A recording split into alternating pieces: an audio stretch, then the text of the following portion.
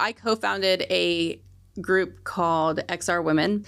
It started during COVID when everything was shut down. There were no conferences happening. We needed new ways to continue to connect and keep like our network and industry alive and stuff like that.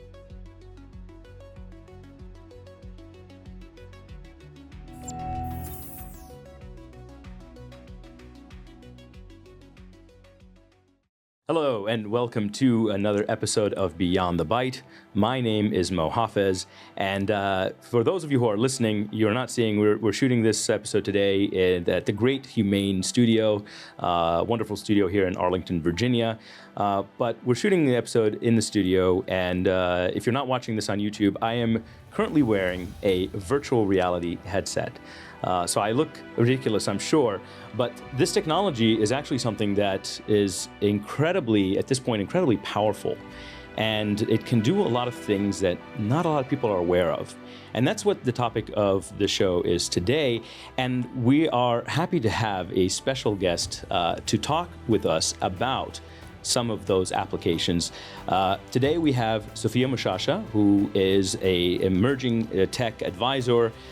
She helps companies like the World Bank and works with the World Bank and other big players to adopt immersive reality tech, things like AR, virtual reality, augmented reality, 360, which this episode is actually being shot in 360 as well. We have a 360 camera right here in the studio shooting it. But we are happy to have you on the show, Sophia. Thank you for being a guest on Beyond the Byte. Thank you for having me. It is my pleasure. So now let's dive right into what you love, your passion. I know that you've been in this space for a long time, and you are one of the, I would say you're one of the drivers of this space. I mean, you're coming up with new and innovative ways to use this technology.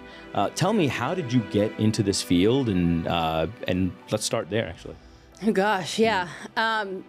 It's really interesting because I host my own podcast too for the VR/AR Association called Everything VR and AR, and that's my favorite question to ask people is what their origination story is and how they ended up in this field, because this wasn't taught in school. Right. I didn't even know what this technology was before I even landed in this industry. I was moving to a new area, to Alexandria, an old town. Love that area, by the way. Beautiful. And a company that was doing work for DARPA, technology solutions for DARPA, needed somebody in sales and marketing. And I thought they did IT or cyber, something like that. And lo and behold, they did a lot cooler technology than that. They were doing sensor integrated technology, a lot of motion capture, facial tracking, body tracking, getting into AR and VR as well, as it pertained to like either training and simulation on the government and DoD and enterprise side, or like Fortune 500 brands and ad agencies being kind of the white label tech provider for location-based experiences or experiential marketing for like big sponsored events like movie premieres or the Super Bowl or things like that, where they have these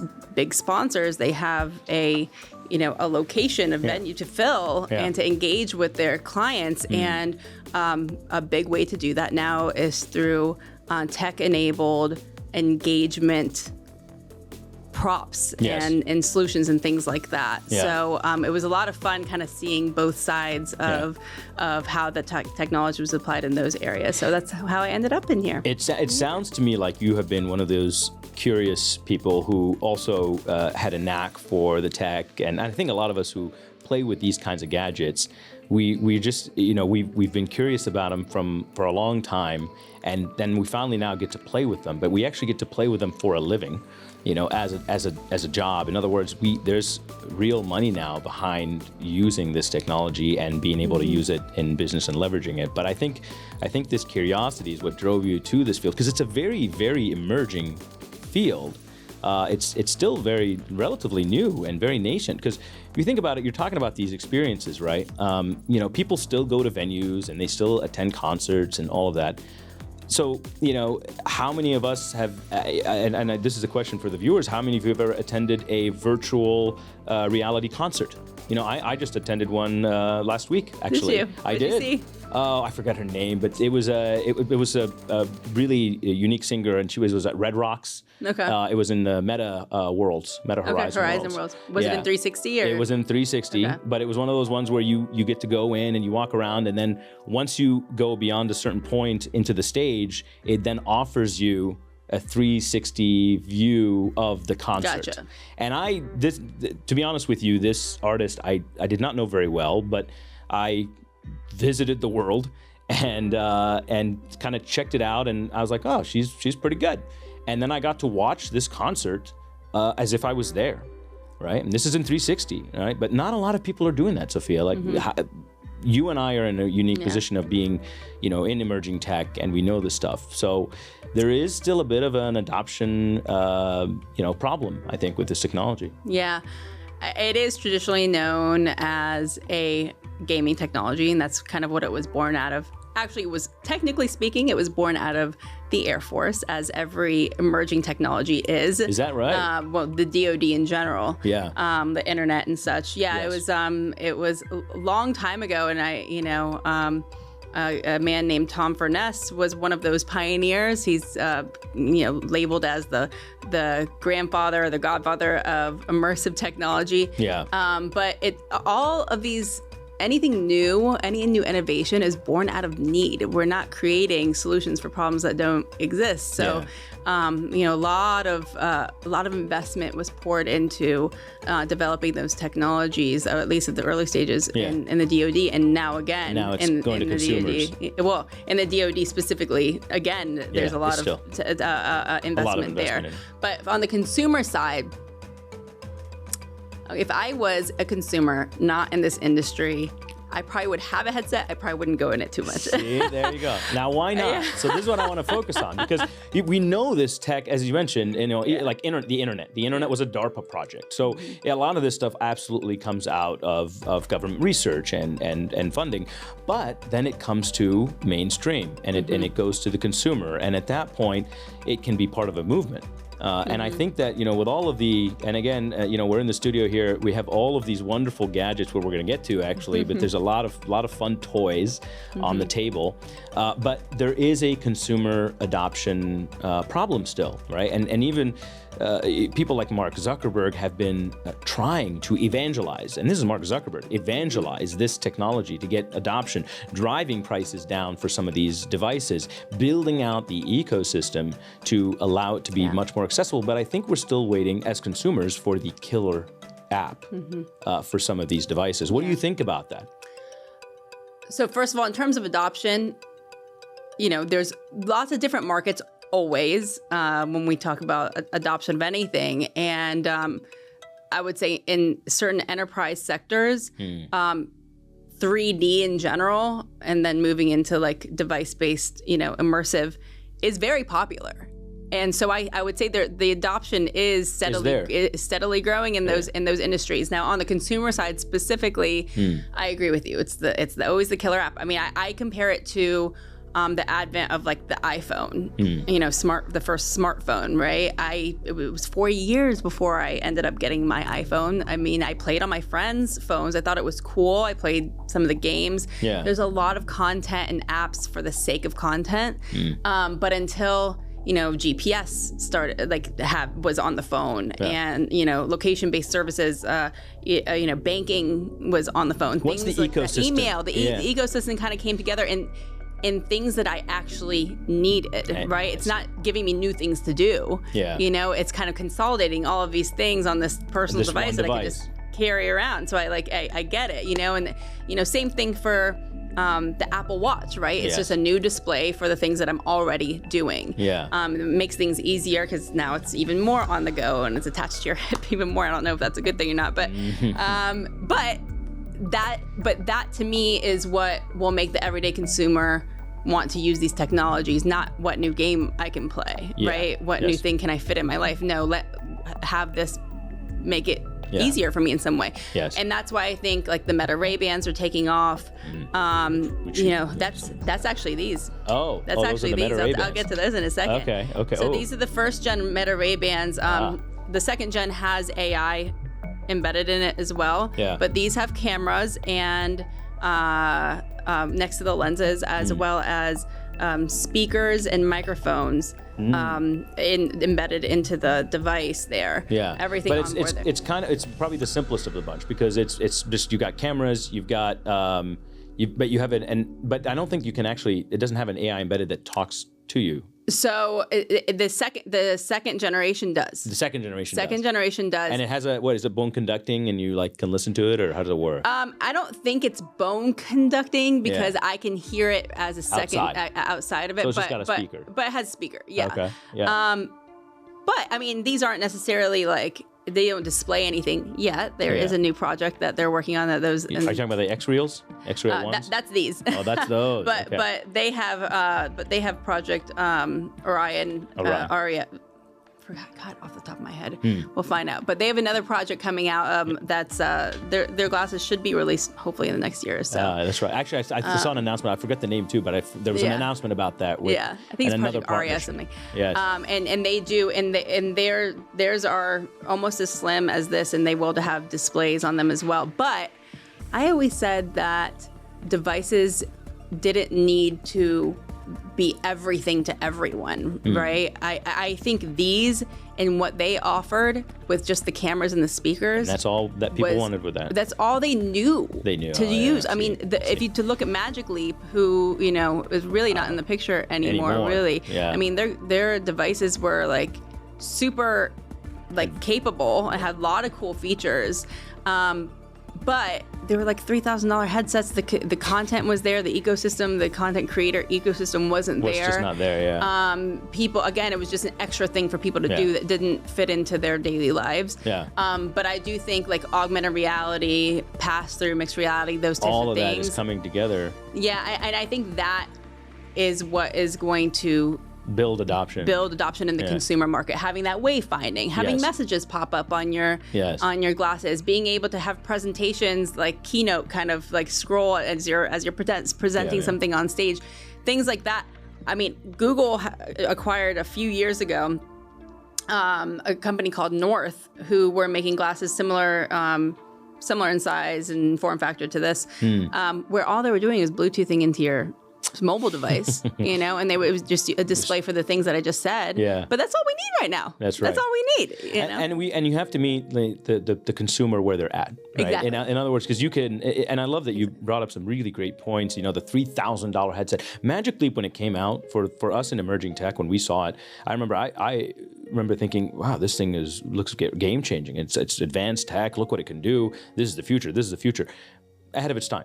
And not only ahead of its time, but obviously just not consumer ready. I mean, people aren't buying $3,000 headsets. Speaking of $3,000 headsets, I know you didn't bring it today, but the Apple Vision Pro, and I think that these companies, Apple, Meta, they're on to something because now they're moving beyond VR. Virtual reality for those viewers. Virtual reality is where your environment is completely enclosed. You don't see anything. The entire environment is simulated for you. You're not seeing outside. Whereas augmented, obviously, is where it augments your reality. But now you've got these devices like the Apple Vision Pro that are doing mixed reality, where now you can see your surroundings but have things overlaid on top. And that's, I think, starting to meet consumers where they're at. Because you're talking about being productive, being able to have multiple screens maybe. Like when I started the episode wearing this headset, I could see around. I could see everything. It was a VR environment, but it simulated this called pass-through. Pass-through, yes, pass-through mode. So speaking of that, now that we have these devices and they're meeting us where we're at, this is where the rubber hits the road, right? This is where the consumer adoption happens. Are you seeing this trend growing in terms of adoption by consumers? And you personally, you said like right now, I would not, if I wasn't doing this for work, I don't know if I would buy a VR device like the Meta. Yeah. Right? Based on your experience, what is going to help drive that real consumer adoption for these devices that exist today? Is it form factor? Is it usability? Yeah. So I think in order for someone to be wearing it around all day, the form factor needs to be light. It needs to be like the X Reels. Like you mean I can't walk around wearing this all day? Is that weird? When the Apple Vision Pro first came out, people were doing that. Yeah. But that soon stopped. Yeah. They had a term for, you remember the term for people who, when they wore the Google Glass, they had a term for those people. They called them glass holes. Glass holes, yeah. Yeah. I mean, it's, again, and it's sad because these are some of the, the early adopters of this tech, and poor souls, they were laughed at, but you have to be willing to get laughed at. Like, I started the show wearing the MetaQuest. This is the MetaQuest 3, but I'll tell you a place where I get envied while wearing it: on the plane. Because I can tune out the crying baby, I can tune out the not so fun person next to me who's not talking to me anyway. Yep. So there is now there's a real aspect of this is going to facilitate some things for me. So I'll say 100%. And things like, the headsets can be for movies, for those multiple screens. That's also what the X Reels do as well. They mirror your screens also. And a much better form factor. I mean,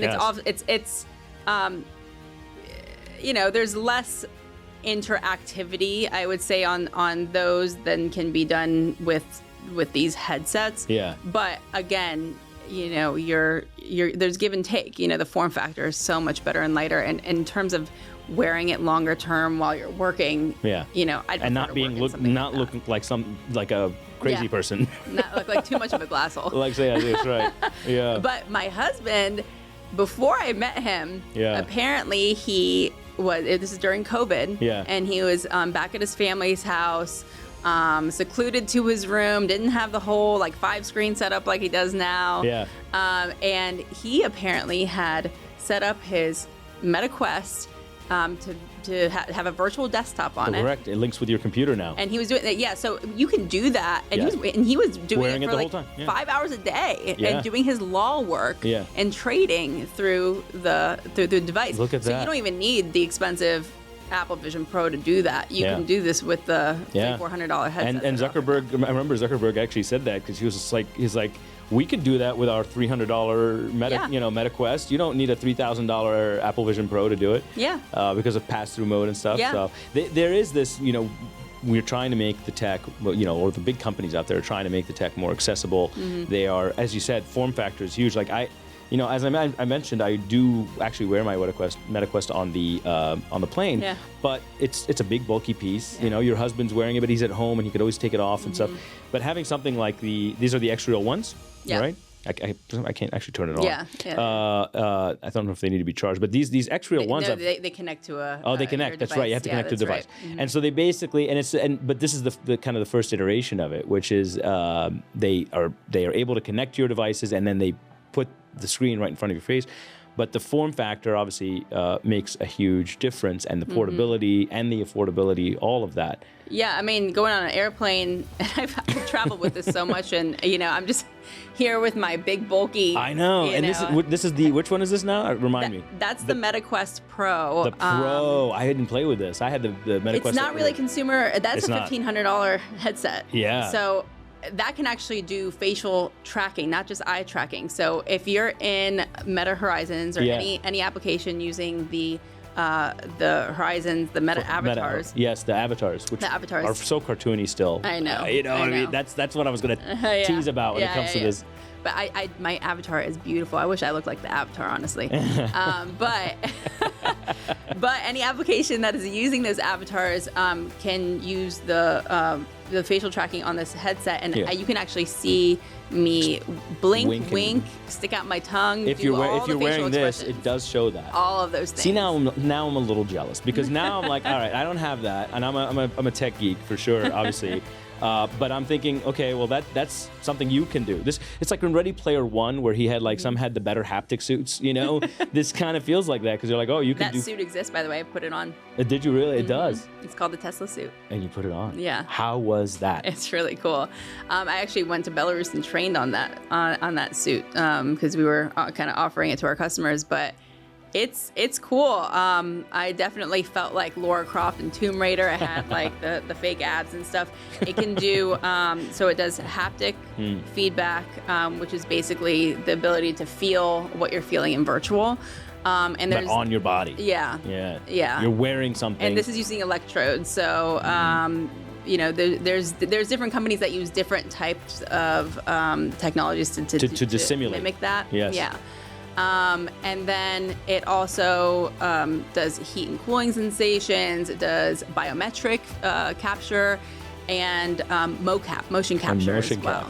So basically, when I'm moving in real life, it's tracking it in virtual, and I don't need the. And imagine, I mean, that immediately gives me this idea of, you said motion capture. So that means if you're performing and you're doing a motion capture piece, and you want to accurately, simulate what it feels like to feel something. The haptic suit helps you with that. I mean, I could see this actually being used in filmmaking because it's not just about, I want the haptic feedback to feel, but it's a motion capture too. So if you're building digital avatars that move realistically, you want to be able to, if you get punched in the gut, you want to be like, I feel that, and then you can act it out. Yeah. So that's very, very cool. And so you got to wear it, you got to play around. How was the feeling of it? Did it really kind of give you more immersion? Did you feel like you were even more immersed in the environment as a result of the devices you were wearing? Yes and no. I mean, it was good in terms of I could turn the velocity up or down depending on what you were comfortable. I was comfortable and what I could take, and then it also this suit was really good at pinpointing specific locations because it was a full body suit. But if you think about it, the way that you feel something is not by shock, it's by pressure, and so but most haptic feedback solutions and products do use that technology because that's just the easiest way to simulate. Yeah. Now there's this other company called Haptics, which uses something called, I think, microfluidics. It's what it's called. Interesting. Where there's like, they have gloves out. Now it's the form factor is pretty bulky. Yeah, of course. But it's gonna get better and better. Hopefully, it's gonna get better and better, and basically it has like a lot of different like air pockets within the glove, and then they can simulate the pressure. It actually simulates pressure. Yeah, which is really cool. There is a lot, and thank you for sharing that because I'm not as up on where we're at with haptics and some of this as you are, and you got to try this stuff out. This was at a conference, or did you go behind the scenes, or? I mean, this particular one, I just know, I know people. You know people, I know people. Well, there's a lot of innovations in the space, and you're on the forefront of that, which is what, and so we are seeing that as these devices, as these new ways of interacting and immersing with technology, as they're getting better and better, we're going to get to a point where it gets good enough where we go, we're all doing that. I got to try that. This is the way we do things now in whatever the industry or field that it's in. But now I want to go back because we have talked about immersive technology. We've talked about haptics. Tell us about some of the business use cases that you have seen for things like VR and AR, just to get our viewers to get a sense of how this technology can be game-changing today for them, and it can be a part of their tech strategy. Yeah. Well, in terms of like AR, we talked about the consumer side a little bit of, things that kind of they're already used to. There's already applications for this stuff we're now just putting it in a different form factor display, such as like any of the notifications that pop up, right? You don't want to be rude and look at your phone or whatever, just like your Apple Watch. You wayfinding, things like that, like very simple things. The new Meta glasses with AI built in, and Google Android's coming out with theirs too. They can do, it does object recognition. Yeah, because they have an LLM built into it. Computer vision models as well that interact. I mean, technically speaking, like if you upload a picture to ChatGPT, it does it can recognize that image and tell you what it is. And somebody uploaded a picture of me, and it told me like what mood I'm in and those types of things. So it assumed different things. Yeah. So again, it's just that kind of that same technology, but just in a different form factor. So things like that, like what building is this? What flower is this? Whatever it is, it does like live language translating as well. Okay, but hang on. All right, that's all well and good. And believe me, I'm a technologist. I'm a futurist. I love the idea of, and I actually explored this idea with a guest recently. Love the idea of being a tech augmented person, tech augmented human.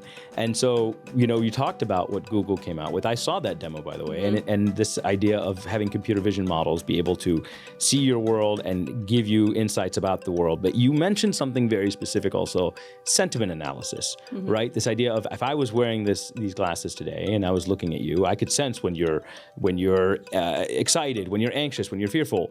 And this actually just gave me a Black Mirror moment. It is, right? Exactly. That's why I wanted to focus on that, because it's cool, right? Ain't it cool? It's cool. It's definitely cool. But the implications of that technology on how people like you and I would interact in this room if I was using this tech, that's a question that, I don't think we've really been asking enough.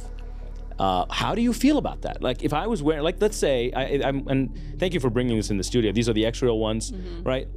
Right now they just project, from your phone or piece of tech. But the Google ones that were there, if I was looking at you and I was wearing them right now, I could have the LLM give me information about what's up with you. Yeah. And how do you feel about that? Yeah, I mean, just the general idea of having cameras attached to your face and walking around with it without, the explicit consent of the people or the venues or places, whatever that you're filming. That right there. Filming. I mean, that's a lot of data. That's a lot of data. Who has access to that data? Who owns that data? You know? I mean, again, I feel the same way. I mean, I think it's really cool. People had the same concerns about cameras on phones. That's right. They did, but now. Now you still have to technically get consent. I mean, if I'm taking a picture of you, like, you're right. like as like a creep, like in the corner somewhere, you're gonna call me out on it. I mean, now. Glasses like the Meta Ray-Bans, thank you. They do have a light that turns on. Indicates to tell people I'm shooting, I'm filming. Yeah, okay. So, and people more and more are getting used to cameras in their face. Well, yeah, the fact, I mean, they're promoting these so heavily where some people know what they are. So, which is a good thing for brand recognition and adoption, but also to recognize when, that these kind of products do exist. Yeah. So I think, once it's kind of like that catch-22 thing, once it starts being a little bit well-known, these types of solutions, people will just be generally more aware and say, hey, go into, airport security or any secured place, and they're going to know, okay, your phones and computers put away. Oh, your Meta Ray-Bans, put that away as well. Makes sense. Right now I can get away with it, but soon I won't be able to. Once it becomes commonplace, and I know we're looking at a future here that we're still figuring out all together at the same time, but I like to ask these questions because we do need to be asking these questions. Actually, my most recent guest that I had, one of my most recent guests, Dr. Louis Rosenberg, we talked about this, and he had actually mentioned to me, he had worked on a film a long time ago. Not a lot of people know about this, but he worked on a film called Privacy Lost, and it actually very much took this concept and played with it, ran with it. It's a short film, but it's a brilliant short film. I'd highly suggest the viewers and you check it out. It's called Privacy Lost, and it illustrated the concept of, well, what happens when we have these glasses or augmentations that are telling us information about the people around us, right? It's a bit dystopian, but I think that I don't think anybody's really figured out the answer to this yet. So it's an interesting thought experiment. You don't know what you don't know. I mean, you do your best at getting out in front of where things are going, and policymakers and regulators don't have as much insight into this technology. I think that there should be more people that are deep in the roots of what's going on in these positions of policy and regulation. AI ethicists, tech ethicists. Because otherwise you don't, it's kind of always like putting out fires. and you don't want to have to do that, especially with something so sensitive like this, because once things are out in the wild, it's hard to put it back. Yeah. Oh, that's right. It's the genie out of the bottle situation. It's really hard. And if you think about specifically the data implications, the personal data implications, versus what we traditionally, these security, the data that is traditionally the personal data that we traditionally have, and people can have access to, or we get cyber attacked on. It's bank accounts, social security numbers, or bank or credit cards and those types of things, logins to different things. Whereas this type of technology, this biometric technology, that's being captured. That's my personal data for life. Yeah. I can't change that. Yeah. I can't change my thumbprint. I can't change my iris, which supposedly, by the way, is a better indicator of a person than a thumbprint, than your thumbs. It's a more secure digital signature. Yeah, yes. Those types of things. Even personal behavior and things like that. I can't just train myself out of that to be a different person or act like, so once that is out in the ether and that gets into the wrong hands, then you're screwed, so those are the things that we really need to be thinking about. But I also know that it's kind of like a rock and a hard place, because you still want the room to be able to innovate and explore. But then you also want to make sure that it doesn't go into this too much of this lines. Doesn't cross the lines. Yeah. I don't have all the answers, but there are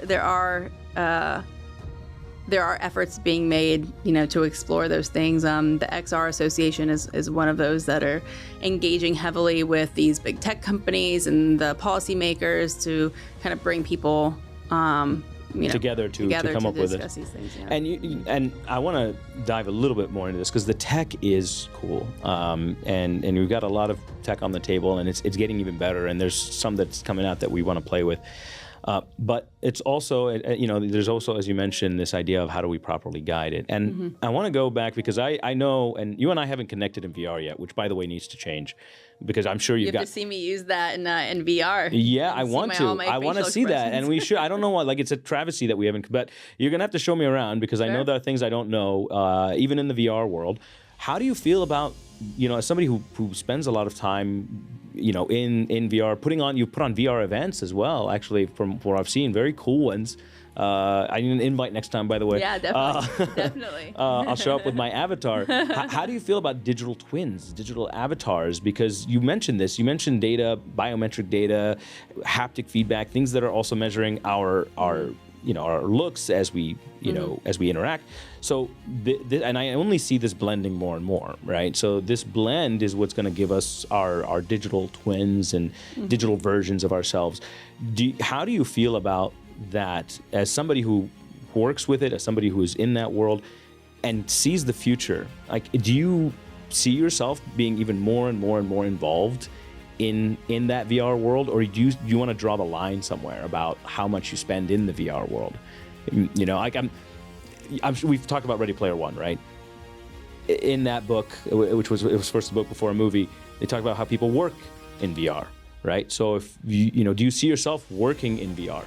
Yeah, I mean, so again, I'm not a gamer. So if I was just on my own, not in this industry with this headset, I probably wouldn't go in it too much, other than what I'm starting to use it for outside of work is using the mixed reality to learn how to learn how to play the piano, for example. Really? Because it will overlay these digital notes and these training notations on top of my real piano. Yeah. So I can actually play the real piano and learn it with these mixed reality. And that's overlays. Working for you. It's working for me. Yeah.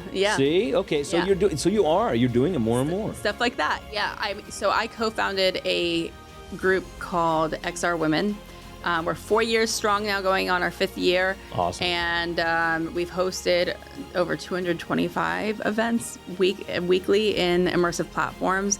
It started during COVID when everything was shut down. There were no conferences happening.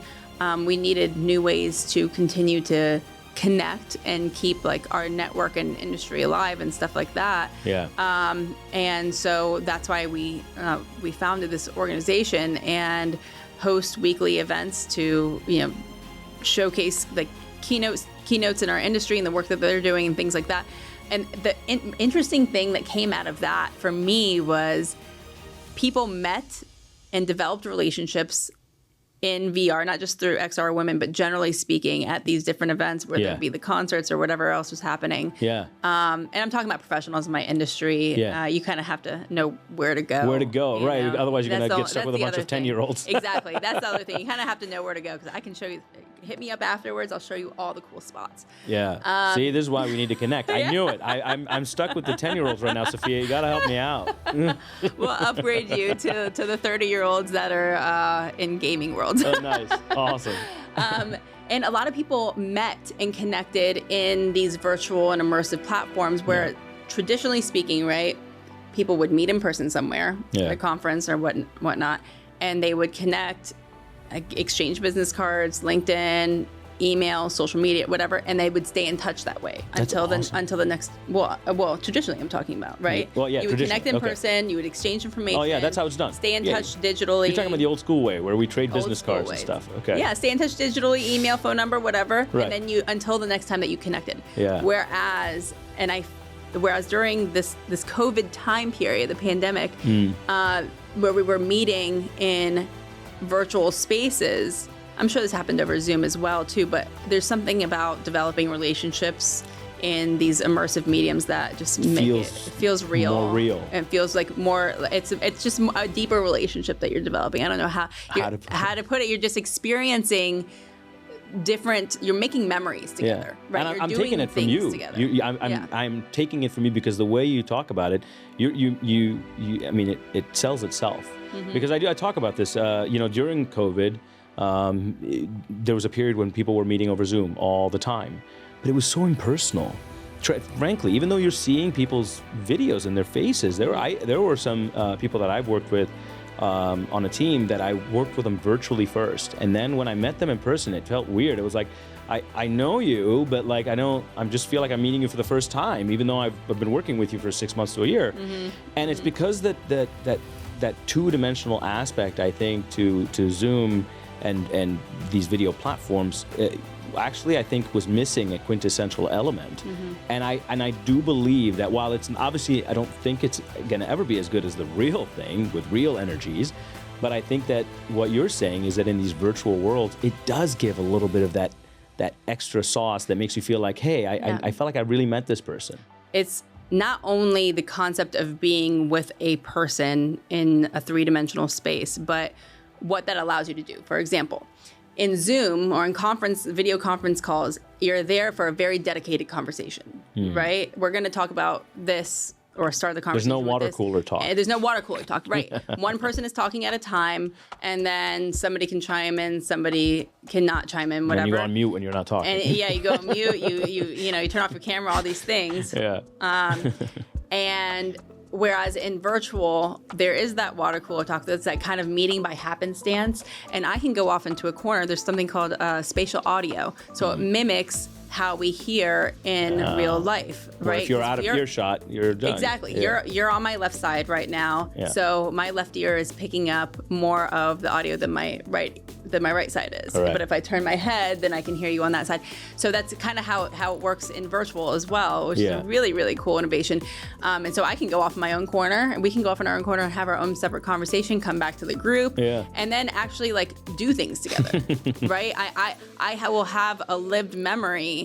Just like I am sitting with you here in the studio, I'll have the lived memory of us climbing a tree in some virtual world, yeah. You know, and that sticks. And that builds relationships. It builds trust. It builds relationships because trust is built on, being memorable. Yeah, and exactly. And you're absolutely right. Like a 2D video of somebody is not going to give me the same as, I heard you. It was within earshot. It was in my left ear.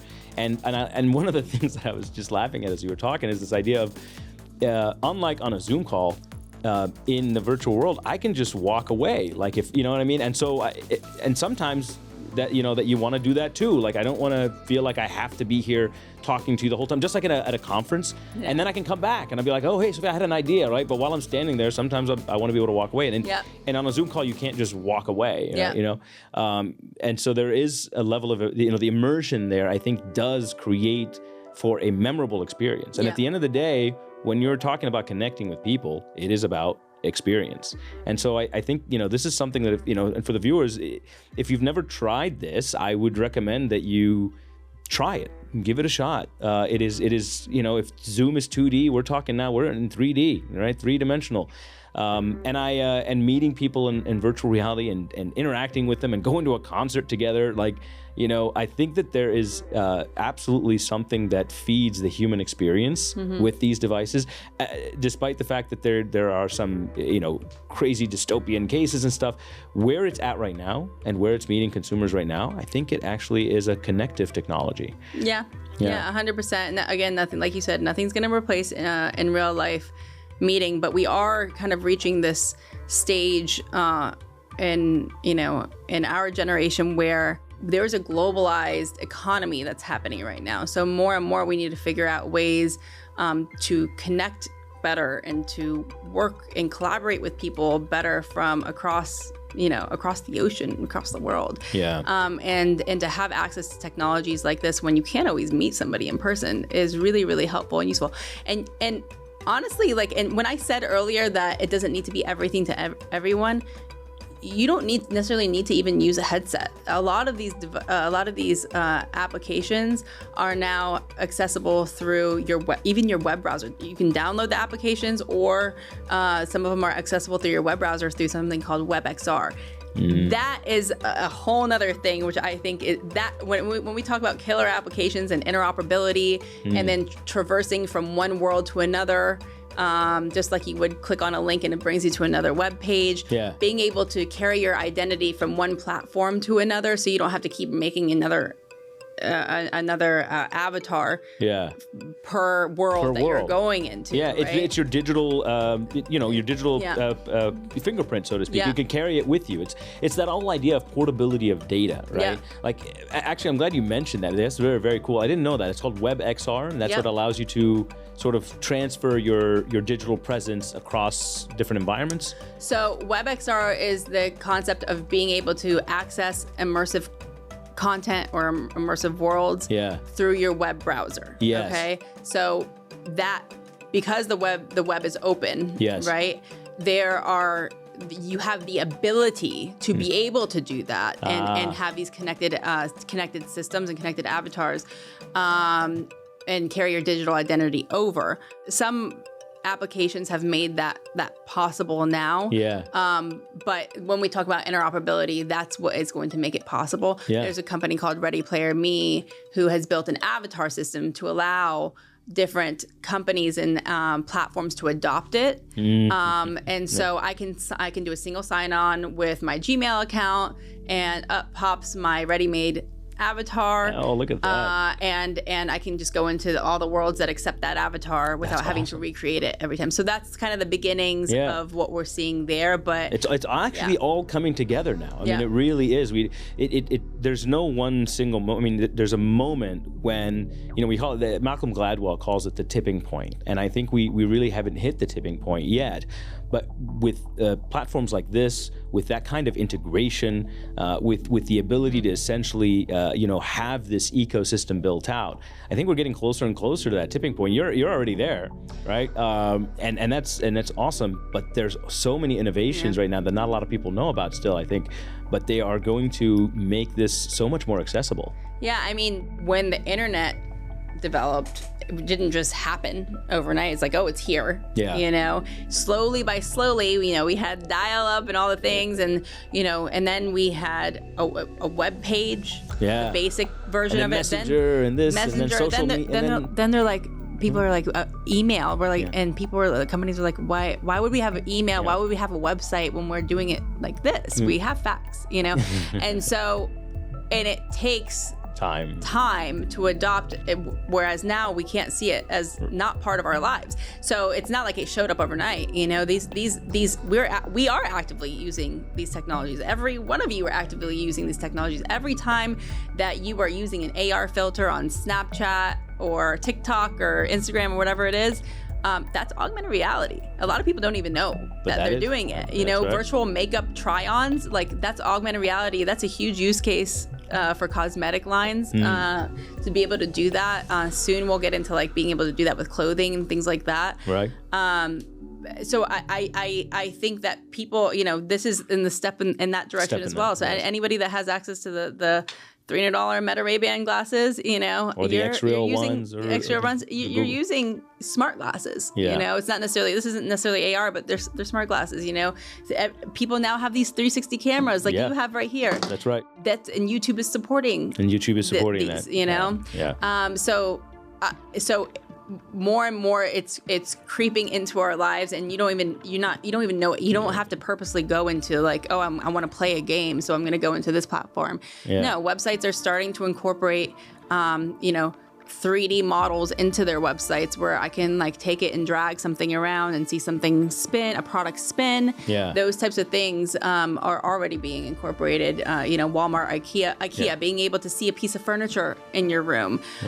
Real estate, Matterport was like the big entryway into this, being able to do these virtual tours. And now as a real estate agent, if you aren't using 360 cameras, you're missing out, and it's more accessible than ever. I mean, it used to be, like you said, with Matterport, you used to have to hire professionals, and to a certain degree, you could do some phenomenal things, but you don't have to now. Nowadays, with consumer grade products, you can absolutely, it's a game changer. You can show off houses and do all sorts of stuff.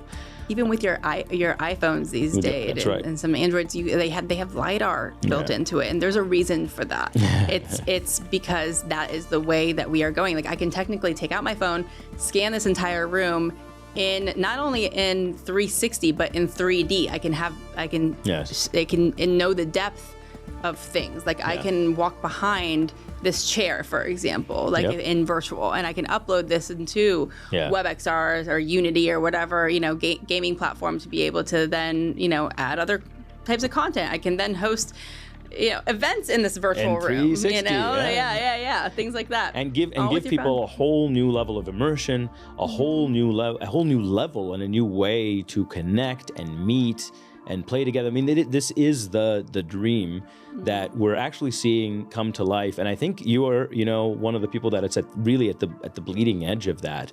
So, how can people connect with you? Where can they find you? Are there any conferences that they should know about? How can people follow up with you, Sophia, and the work you're doing? So much.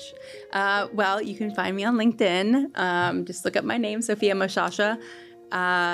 I'm happy to connect with you there. I'm very active there.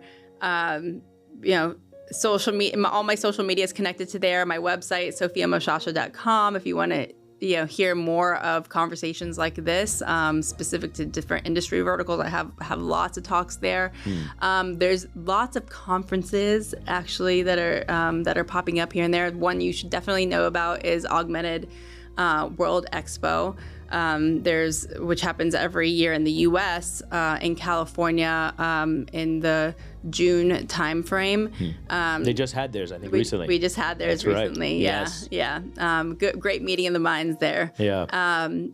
And then there's other conferences, so many other conferences, and quite frankly, I would say almost every industry, like enterprise conference that you think might deal with 3D in whatever industry you're in, like whether it be real estate in AEC, manufacturing, industry 4.0, whatever it might be, healthcare, you'll probably see an AR or VR device there. So when we say when we talk about adoption and becoming mainstream, It is, and we'll definitely see more of it.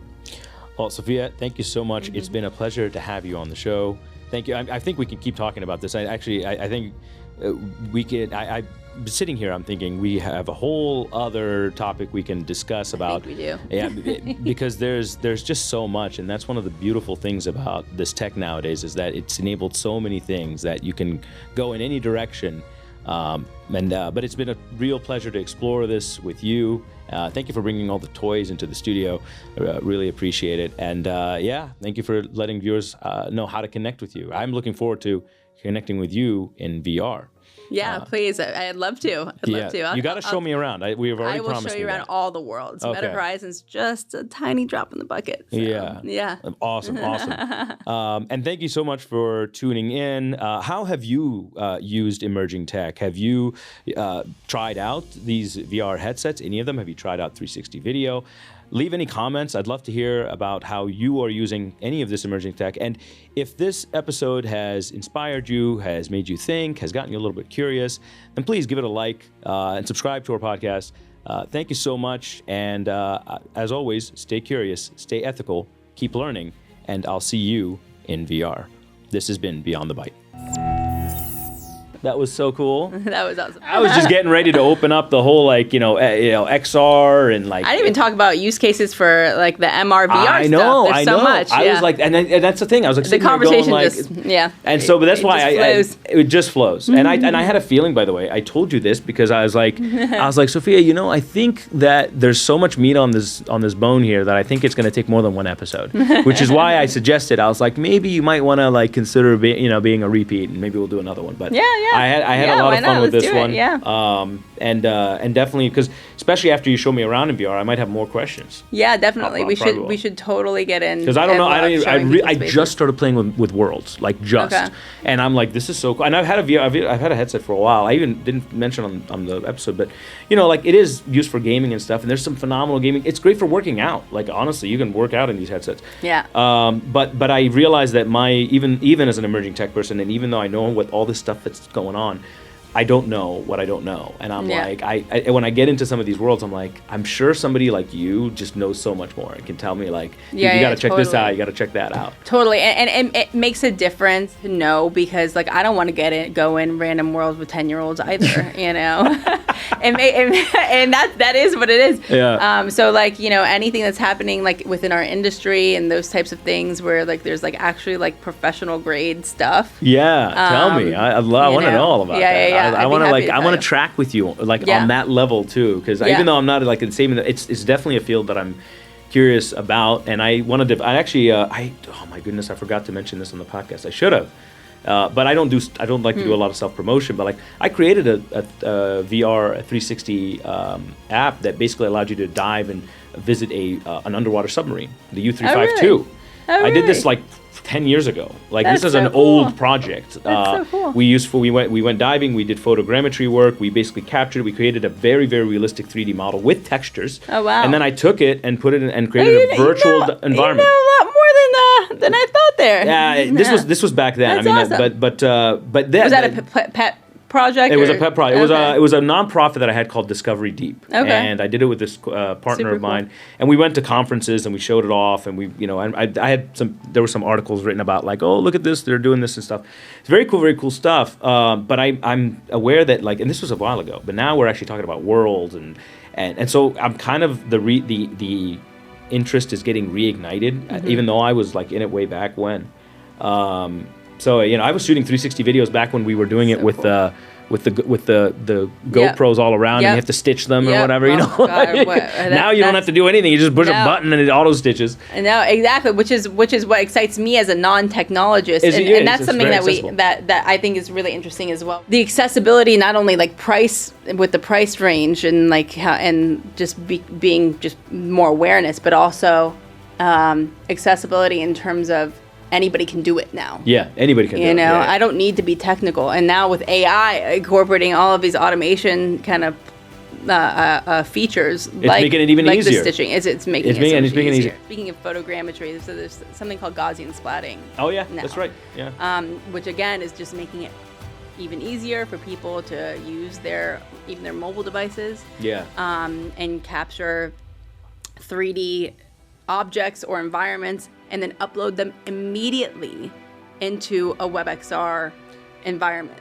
So I could literally do it in a second. What's the name of this? Gaussian splatting. Well, I know, but that's the name of the Gaussian splatter is a technique. It's a technique. It's Right. a technique, but But somebody built an app that enabled you to do it. Yes. To use it. So there's Niantic Scaniverse. Okay. I heard about Scaniverse. Yes, Scaniverse. That's one of them. There's Luma AI, Luma 3D or something like that. And then you can try uploading it to something called arrival.space, and that's a WebXR social VR platform. You can build worlds and stuff like that. Yeah. But like someone like me who's not as technical, I can literally go in and upload and literally in 5 minutes you can get in onto your web browser, whether that's through your mobile device, your computer, your XR headset, and not only see it, but like walk in and around things in places. And that's the beauty of it. And it's just like with AI and with ChatGPT and stuff, it's allowed so many more people to be creators. Yeah, it's exactly. lowered the barrier to being a creator. So when we talk about adoption, you're talking about adoption, that's it right there. Because if you're a creator, you've already adopted it. And you put out more content for the people, which, and with more creators, there's much more likely, to find a product that really resonates with people. Right. So as long, I actually, so I'm a video gamer. Yeah. I don't have a lot of time to play video games these days, but at my core, I started at 5 years old playing video games. Yeah. Like my first computer was at 5, and I remember games at the time, Sophia, came on a cassette tape. Like, I'm not kidding. Like, you had to put a cassette, push play, and then you say run program and stuff. But I remember that was before my time, man.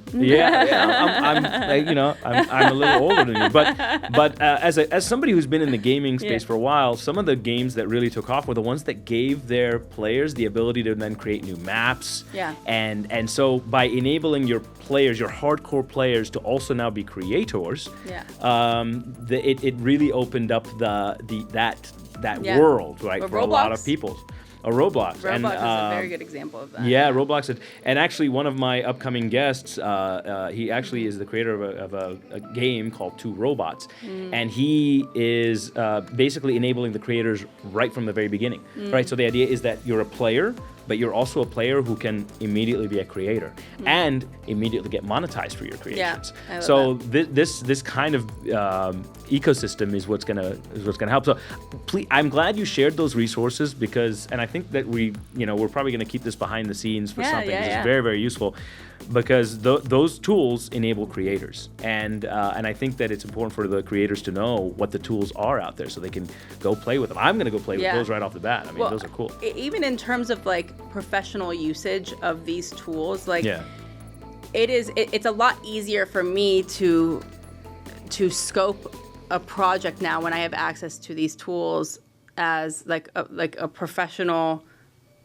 builder of these solutions, or a company that's doing it themselves, because now they don't have to pay an arm and a leg anymore to even get this to get these solutions built. There are ways around it where I don't have to build this chair. I can just take a model, ready to go, scan a model. I mean, there's 3D libraries, asset libraries out there too. So it makes just making it easier and easier and easier to create from an individual creator perspective and monetize their creations, but also from a professional solutions perspective as well, because I no longer have to pay $100,000 just to make a baseline prototype. Nope, $300, and then prototyping is now easy. Yeah, exactly. Awesome. Thank you. Thank you, Sophia. Very good.